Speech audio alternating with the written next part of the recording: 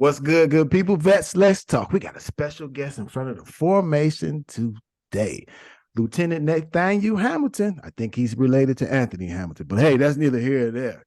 But hey, before we get started, I'd like you guys to click that like, share, and subscribe. You already know, help a brother out. How you doing today, my friend?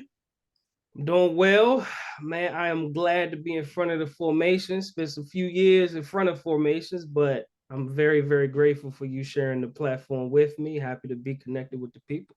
Oh man, I appreciate you, man. What we calling in from? So, that's a good question. I'm calling in from cloudy Vancouver, Washington, which is right across the bridge from Portland, Oregon. So, I tell most people I live in Portland because I'm like less than 10 minutes from Portland. Right. But I live in the state of Washington. Where you originally from? Originally from the other Washington, originally from Washington, D.C. Oh wow. Born and raised in D.C.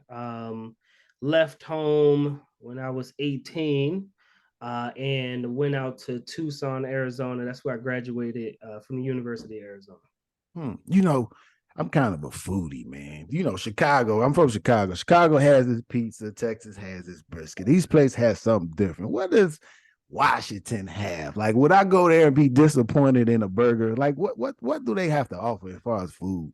So we talk about food. I'm definitely gonna go with the hometown. I'm gonna go Washington D.C. And what are we known for? I mean, historically D.C. is called Chocolate City. So always been predominantly African American. So a lot of culture, a lot of history there. But when it comes to food, um, I mean, it's really a melting pot. Whether we talking Ethiopian food, Jamaican soul food, I mean, you're gonna have all types of food, but I think one of my favorites today, granted I don't get back home as often, but Oohs and Ahs is a good one. Soul Mhm. Food Spot in Washington, D.C. Big recommendation, anybody in the area. And then Ben's Chili Bowl, that's a staple. It's actually a historical landmark in DC. So if you go to Ben's Chili Bowl, you'll see pictures from historical figures who've been there, from Martin Luther King to Oh Barack wow. Obama, the royal family, Kevin Hart, Dave Chappelle, Chris Rock, Chris Tucker. So a lot of people have come and gone in that place, and it's been standing since the riots following the assassination of MLK. So Mm. yeah, yeah, yeah. Okay, bro. Okay, I'm gonna go. Hey, my boy say this is it. That's the Hey, one. That's the one. let's jump into it real quick. Hey, during 9/11, man, do you remember where you were?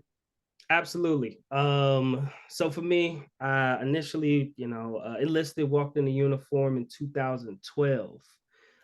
This being, not that long after 9/11. So I was in third grade. I was in third grade. And like I stated, born and raised in Washington, D.C. So most people know the Twin Towers went down in New York, but also the Pentagon. The Pentagon was attacked, which is literally right across the bridge from Washington, D.C.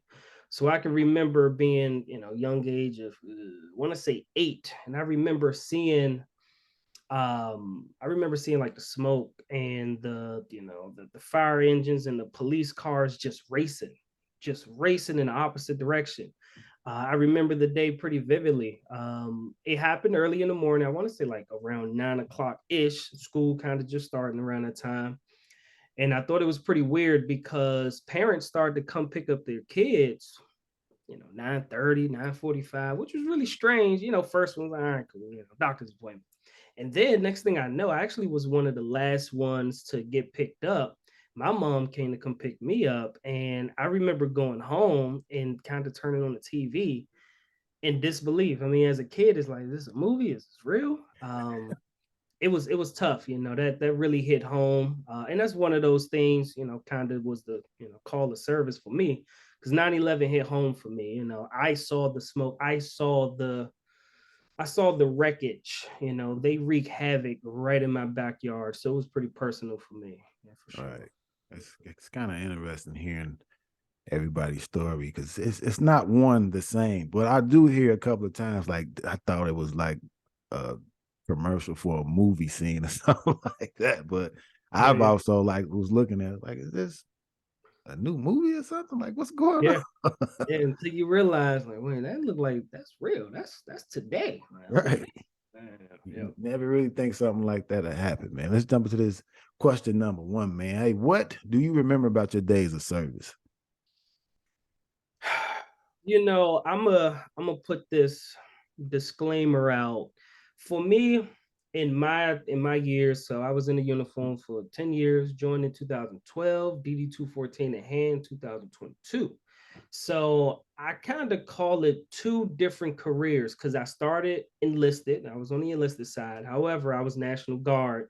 First half of my career went active duty, infantry officer, first lieutenant when I got out, but yeah, infantry side on the back end.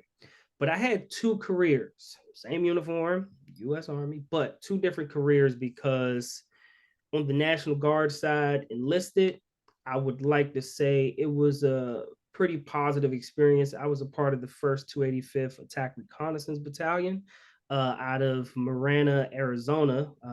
We had an Apache battalion. Yeah, yeah. So supported the pilots out there. Whole lot of warrants, flight. Yeah, a whole lot of warrants.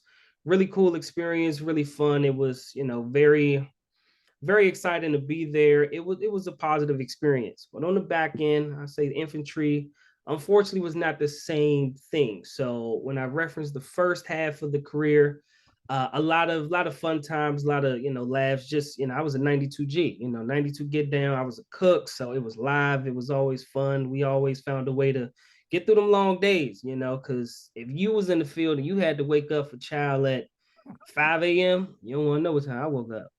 People always come through sad and I'm tired. I'm like, yeah, yeah, try waking up at 0-1. How about you try that? But first half more positive, kind of on the lighter side. I was also young, I joined at 19. So first half, I was young, got a chance to meet a whole lot of people, made a lot of great friends, guys and ladies. I don't call friends, those family, like I made very, very close bonds on that side. And then getting into the infantry side, I just found that it was more serious, more stress. I think historically, looking back, maybe I was not accepted, in the infantry community. I don't think we ever really meshed. There wasn't that chemistry that, I just jailed within that community, that MOS, and just, what was going to be asked of me as a officer, leading those guys. So they're positive on one half, not so positive on the other. So we're gonna jump into some story time, man. Do you have a memory that you would like to share? Um, let's see, a memory. Hmm. I think a memory of mine that I can think of is going through basic training, and just like that. I mean, that's something for every service member, Coast Guard, Navy, new Space Force, everyone going through that initial process and kind of that initial shock. I think everybody, no matter what your call of service was, everybody had that thought of what did I do? Oh man. I can still remember I had a drill sergeant. Her name was Drill Sergeant McIsaac. And you cannot convince me she did not like me. You cannot convince me. But I think she made it a personal challenge. I'm gonna break that kid. I'm gonna break that one. But I remember going through, and they get you there. We lined up outside the kill zone and everything, and pull out your cell phone. You got 2 minutes to make a phone call and tell whoever you please, here safe, this is where you at, this is where I'm be at. Point blank period. So I remember making that phone call, calling mom.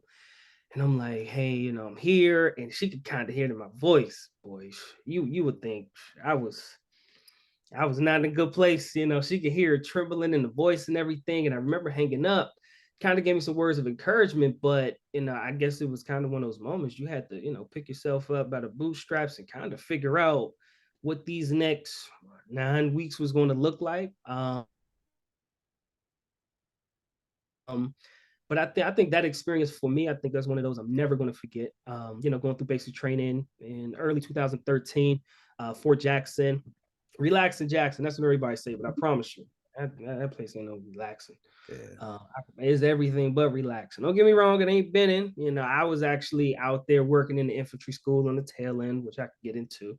But Jackson, no, they broke me off. They earned my respect. Trust that. Yeah, that's like one of the things I remember going to basic training. I was at Fort Jackson too, and I'd be like, relaxing. What? I I'm said, like, where's okay. the relaxing part at? What? Like I remember getting off the plane. It's dark. We get on a bus and we drive. I was like, it seemed like where are these guys taking us? Yeah, The yeah. area is very dark, and then we just pull over to. Mm-hmm. I didn't know. I didn't know we was at the gate, but we Yep. was there for like 20 minutes. I was like, what's Yep. going on here? Mm-hmm. Nervous. Like Yep. everything else followed, man. What were some of the fears transitioning out of the military, if any, or problems Um, that you had?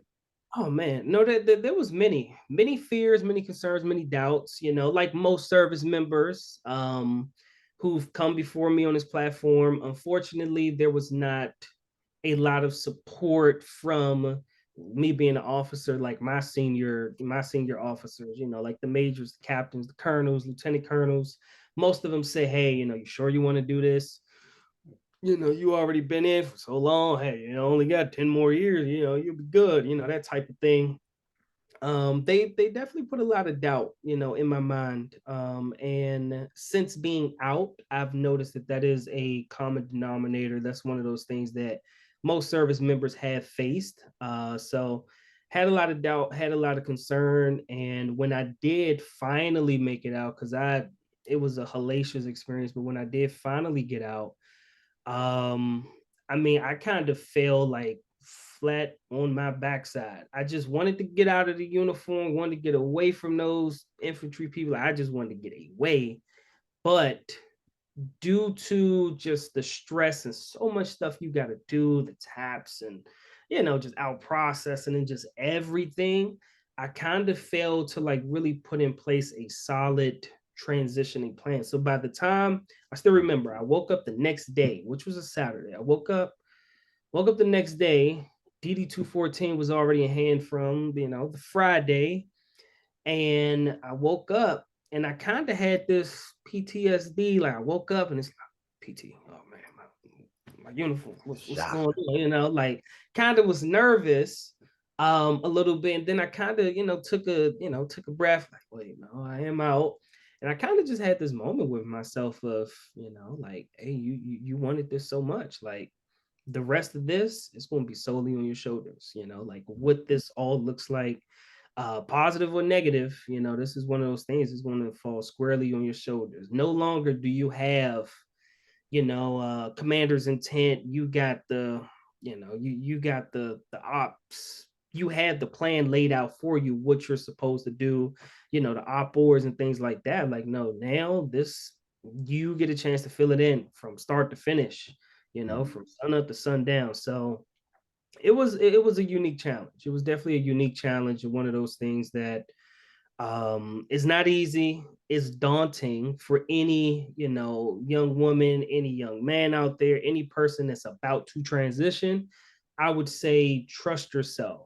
You decided to make this decision based off of whatever it is, whether you got tired of waking up, whether you got tired of toxic leadership, whether you just wanted to do something different, whatever the case may be.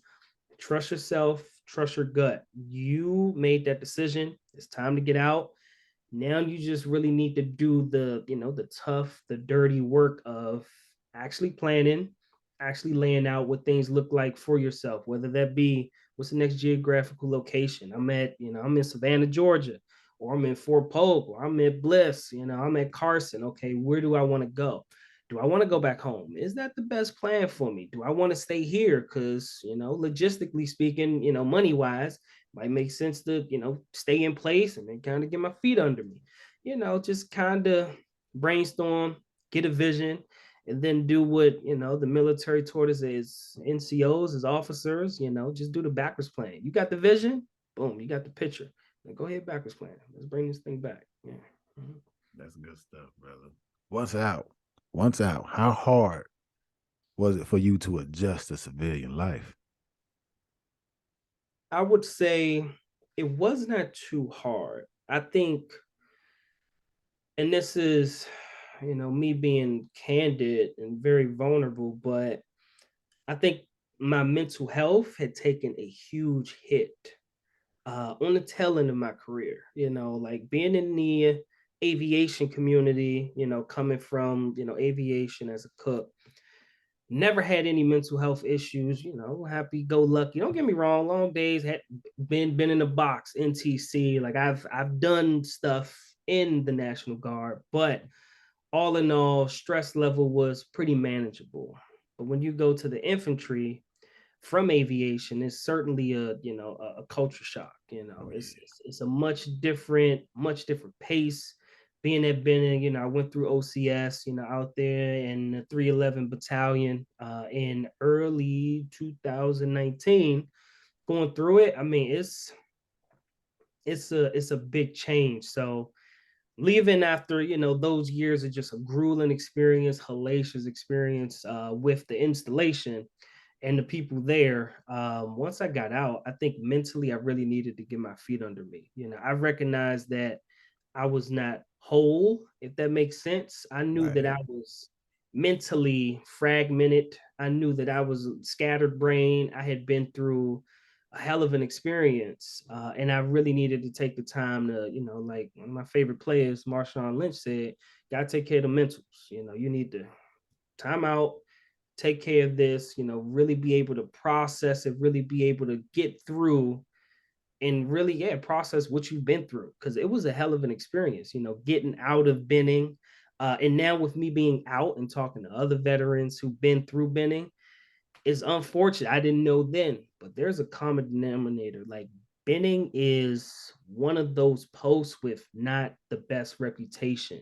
And don't get me Mm. wrong, it's no Fort Hood. However, when you talk about supportive leadership, you talk about, toxic leadership and those types of things, two total different spectrums, but Benning, it ain't on the positive side of that spectrum. It's not. Whether you look at the commander general, you look at General Donahoe, I believe so. You look at his national reputation, how he really got himself in trouble. Mm. Think about that. That man was literally in command of an entire installation. Think about his fingerprints on everyone, whether we talk about discipline, we talk about promotions, we think about going through a pandemic. I remember him handing out Gomars like candy. I mean, he did not allow much grace and compassion when it came to it. That dude Wow. came in because he replaced General Brito, who's the current G1, I believe so. But yeah, he replaced him. And when he came in, pandemic was taking place, and he made it his business. He was gonna let him know it's a new sheriff in town. Like he was handing out Gomars like candy. Wow. It was rough. That transition experience. I really need to take the time, take care of the mentals. Also, making sure I keep an eye on the calendar and knowing like time is of the essence, but also taking care of the most important thing, which was me at the time. And that's the most important thing of transitioning in anything, not just the military, because I got a couple of civilians that listen and say what's being said helps them out. In any part of change, it has to be a mental check of what's about to happen because things may not go as planned. You have They to never do. Very, very rarely does a plan go to plan. Very rarely. right. So you have to check your A, B, and sometimes a lot of people ain't got the B. Sometimes they just lean on the A, and that prayer takes them just so far. Yeah, yeah, yeah, absolutely, absolutely. Yes, sir. So, do you think the military gave you the tools to be motivated, even if it didn't seem like it was going to be a favorable outcome? That's a good question. I would say yes. And the reason why I say that is adversity. Mm. Um, I think yeah, beginning my career, they was kind of giving me the tools. I'm 19-year-old. At this time, sure, I had the answers to everything in life. That's what I thought. Right. Um, I didn't really take heed to a lot of things, but as I begin to get a little bit older, get a little wiser, hit 23, hit 24, I'm starting to get a little older, really started to take to some NCOs and, taking that guidance that they're giving me. I mean, I had great NCOs back in Arizona who really put me on to game like life. Not only, hey, this is how you're gonna get your points, so you can go to BLC and things like that.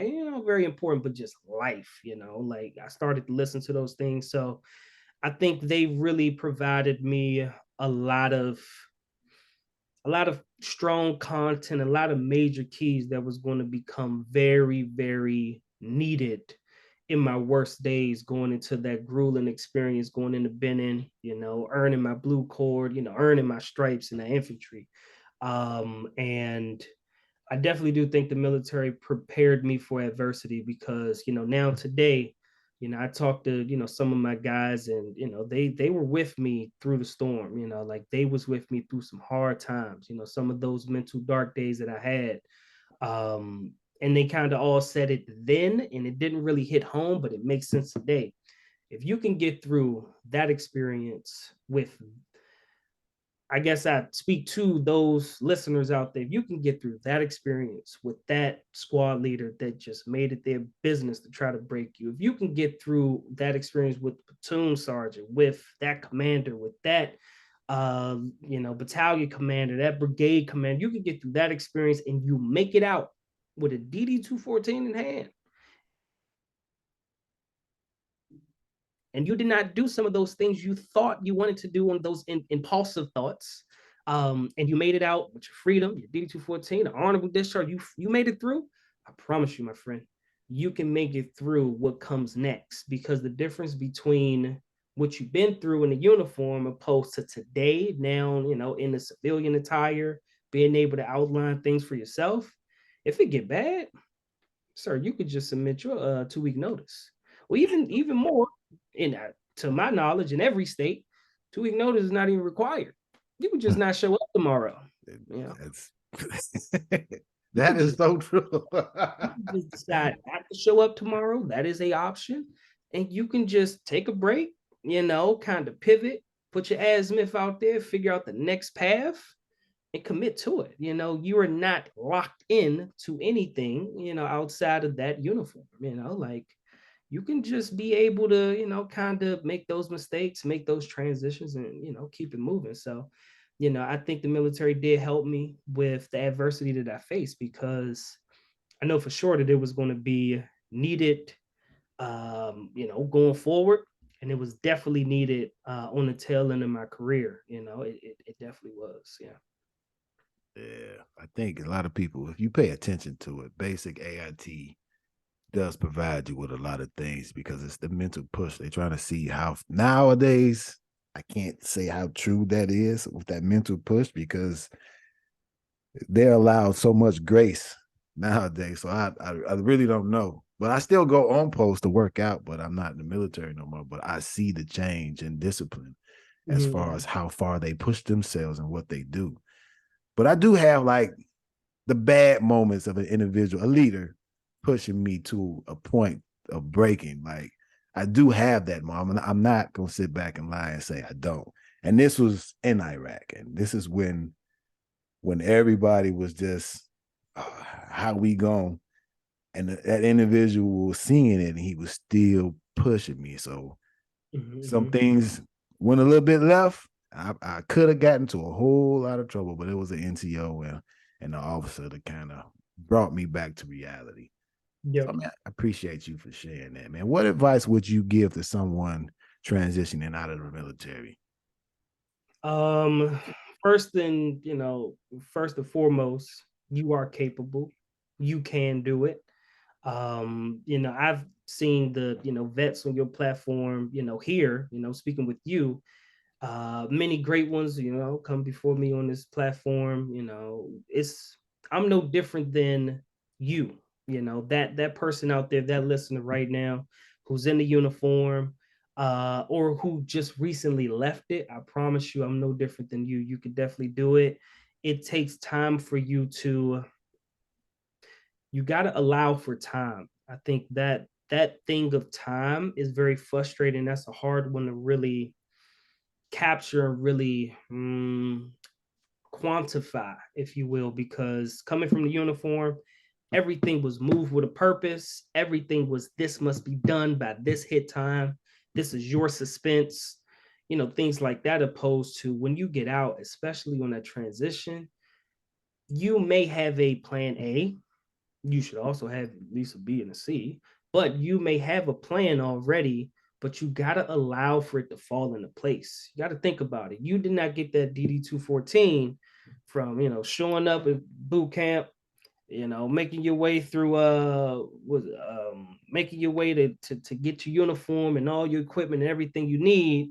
You get through boot camp and then you just get a DD 214. That document, it took years for you to get it. So please don't expect for your plan to fall into place 1 week after leaving the uniform.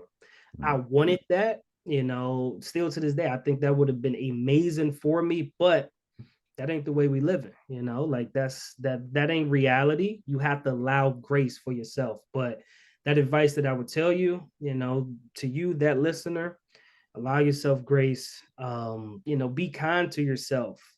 I think coming from the military, unfortunately, especially as an officer, I can't imagine, I really can't recall to you positive feedback, positive things that were said to me from my leadership. I really can't. I think like if you was asking me, hey, LT, tell me about a time when, a leader, a major, a captain, a lieutenant colonel initiated and said something positive to you. Like I really can't tell you the last time that was. So that's very important.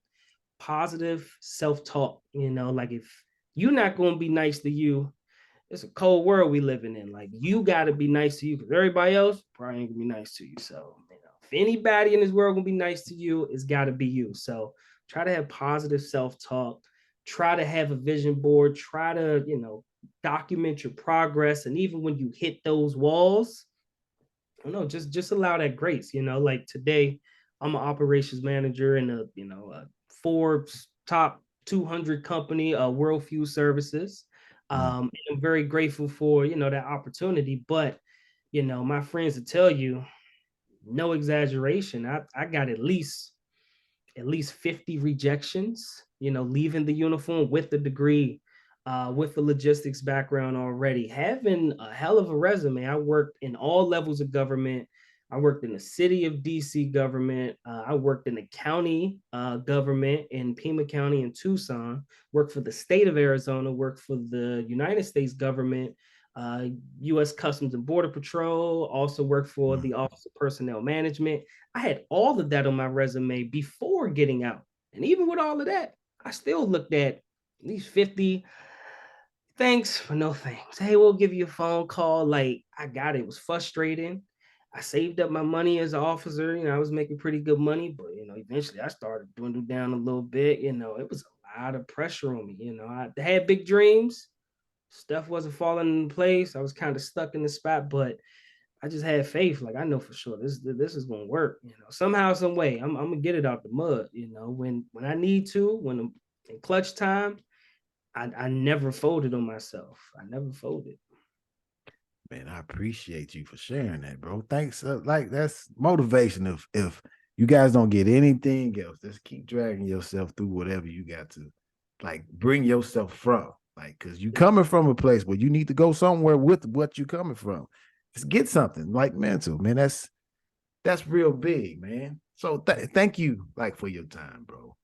Absolutely. Thank you for your service. Thank you for everything that you've done for this country, man. Thank you. I really do appreciate it. And I'll say this to people out there, that to your platform, maybe all vets, hey, it may be spouses, maybe kids of vets, but I would say a special thank you go to our supporters, like we serve, but my mom, she served as well.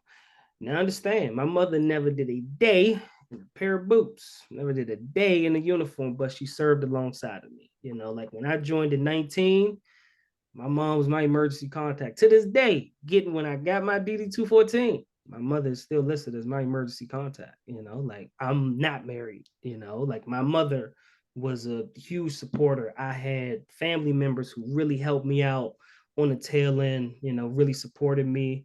A lot of support. That's the one thing that I will say, getting through, those hard times in the uniform, having that support from the people back at home, having that support and being grounded with a community that was not involved with the military. That was very important to keep me grounded, keep me pushing. So I'm very, very grateful to, my supporting cast, my mom, my dad, my grandma, my aunts, my uncles, my cousins. They really did support me. They really did support me. I was the black sheep, if you will. I went left when everybody went right, and I was the first one in my family to live on the other side of Mississippi. I left Washington D.C., went to this foreign place called Tucson, Arizona, and I made it work for myself. Didn't know nobody. I was only 18 years old, first time living away from mom and dad. I figured it out on a big university, and then sophomore year ended up joining the army. First kid to do that. Went through the army, went through that process, and sustained that.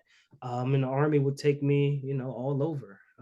So I would have not been able to do it if it was not for my support. I wouldn't be here today. I assure you, I faced some very hard times. Things was looking bleak in the uniform, getting out of it. But their support, their positive motivation, encouragement, that love. I mean, it was priceless. I could never repay them. Man, I could never. Hey, man, it's like the quote. I can't think of the lady's name. I come as one, but I stand as 1,000, man. There's always the people behind you that's getting you to a certain particular mindset of where you need to be in life, man. I'm about to close out. Hey, man, appreciate you, man. I got a quote by Harriet Tubman. Every great dream begins with a dreamer. Always remember, you have within you the strength, the patience, and the passion to reach for the stars, to change the world. Whatever you wish for, you dream for, keep dreaming, keep reaching. When one star burns out, grab another one, because I'm pretty sure there's another one that's going to light up for where you can grab. There's nothing too hot for you, so just go ahead, grab it. Hold it dear to yourself, nobody else, because your purpose is only for you. Let's talk. Who's up next for formation?